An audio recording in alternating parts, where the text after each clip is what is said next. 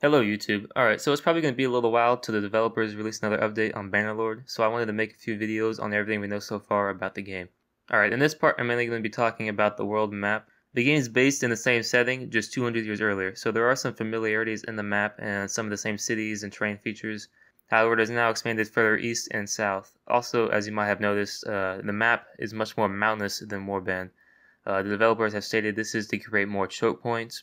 I'll talk about choke points in another video. Alright, so as a big chunk of the game takes place staring at this map, the developers have stated in a blog that they are going to provide more info to the player through the world map HUD. And as you can see in this picture, we can see the player's gold, influence, morale, food. There's a lot of info that they're giving us without having to click a lot of buttons like in Warband. And the date is also there. I'm pointing that out because the progression of time in the game has been sped up. There are now 12 weeks in a year, and they also have added seasons to the game, which we see next to the date now. I'll go more about seasons in another video.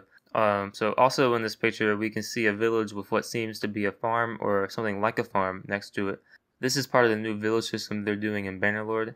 There are now 4 sides to a village, and they can be made into different types of production, such as like a sheep, farm, stuff like that. With the option of turning one into a castle, castles are now fully integrated with villages. In this video, you can see the village slots and the slots being used over time as stuff is built. Also in this video, you can see the new seasons and how they look on the world map, and you may be noticing all the fighting going on with all the color changes and whatnot. Individual villages can now be taken over, unlike in Warband. This is probably because castles are now fully integrated with villages. Alright, so I wanted to keep these somewhat short, so that's going to be it for this video. I'll continue to show what's new in the next part, so subscribe to stay tuned for future videos.